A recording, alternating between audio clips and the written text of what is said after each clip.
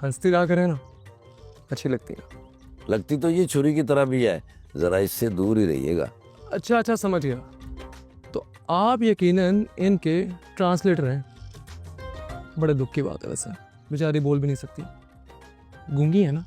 Mind your language. मुझे ऐसी बातें बिल्कुल पसंद नहीं है और आप जाएं यहाँ से। ऐसे तो मत कहें, देखें आपको भी पता है कि मैं यहाँ किस मकसद से आया हूँ। बस 1-2 दिनों की तो बात है। आप उसके बाद कत्ल हो जाएंगे। बात सुनो, तुम्हारा जो भी मकसद है ना, मुझे उसमें कोई इंटरेस्ट नहीं है। और अगर तुम्हारा कोई ख्वाब है ना, तो याद रखना वो ख्वाब ही रह जाएगा।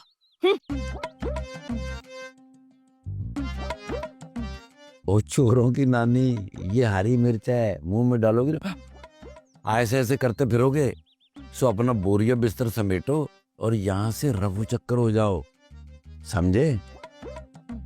ब्राउन ब्रेड को गर्म करे ना तो तुम्हारे जैसी हो जाती है।